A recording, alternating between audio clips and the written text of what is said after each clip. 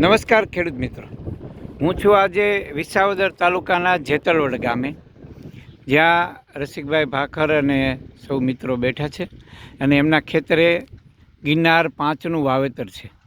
ખાસ કરીને એની માહિતી જ આપણે સીધી સમજીએ. રસિકભાઈ, આ ગિરનાર 5 વિશે માહિતી આપો અને ક્યારે વાવેતર થયું છે આની વિશેષતા ઉત્પાદન આપ જણાવો. ગિરનાર 5નું મેં 10/5/2026માં વાવેતર કરેલું છે ઓરવીને, અને આની વિશેષતા 20 નંબર જેવું થાય છે. આપણે જે ખેડૂત પાસેથી લીધું વીરપુરથી, એ ભાઈનો એવો અભિપ્રાય હતો કે મારે સારી ઉતરી છે, 2 ખાંડી ઉપર ઉતરી છે, એટલે આપણે એની પાસેથી લઈ આવ્યા હતા અને વાવેતર કર્યું છે ઓરવી. અને અત્યારે 35 દિવસની માંડવી થઈ છે, પણ ફૂલ એટલું ઉગડ્યું છે કે એની ન પૂછો વાત. આ જાતની વિશેષતા શું છે? આમાં ફૂગ ઓછી આવે છે એવું કહેવાનું થયું હતું એ ભાઈનું. ગિરનાર 4 કરતાં ફૂગ ઓછી આવે છે અને 20 નંબર ટાઈપનો પોપટો થાય છે. આ તમારી મગફળી કેટલા દિવસની છે? 35 દિવસ. મિત્રો, આ 35 દિવસની મગફળી છે. આ ખેતર તમને જોઈ લો, હું આ લાગણ બધું દેખાડી રહ્યો છું.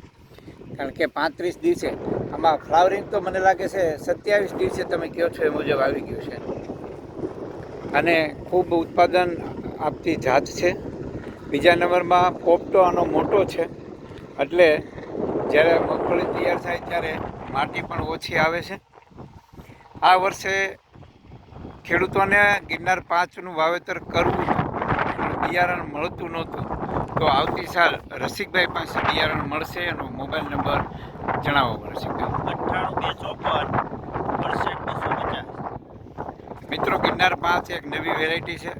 4નું પણ વાવેતર ઘણું બધું થયું છે, પણ આમાં 35મા દિવસે અત્યારે અમે ખેતરમાં ઊભા છે, તો આ દરેક છોડમાં એટલું બધું ફ્લાવરિંગ લાગ્યું છે, એટલે અત્યારે આ જોતા ચોક્કસ કહી શકાય કે ગિરનાર 5 ખૂબ સારું ઉત્પાદન આપતી જાત ચોક્કસ છે.